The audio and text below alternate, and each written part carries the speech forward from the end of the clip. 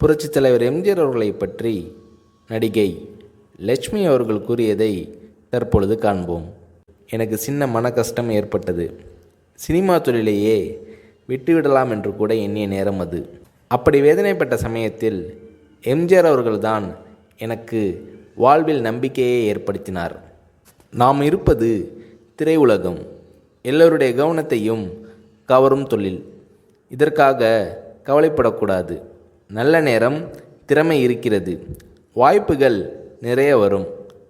எதனாலும் மனம் இடிந்து விடக்கூடாது.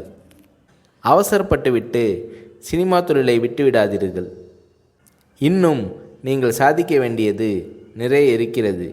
நல்ல புகழ் பெறப் போகிறீர்கள் என்று எனக்கு ஊக்கம் தந்தவர் எம்ஜிஆர் அவர்கள்தான். பிறகு சிறந்த நடிகைக்கான விருது கிடைத்ததும் எம்ஜிஆர் அவர்களை போய் பார்த்தேன். மனநிறைவோடு என்னை வாழ்த்தினார் என்று புரட்சித் தலைவர் எம்ஜிஆர் அவர்களை பற்றி நடிகை லட்சுமி அவர்கள் கூறுகிறார்.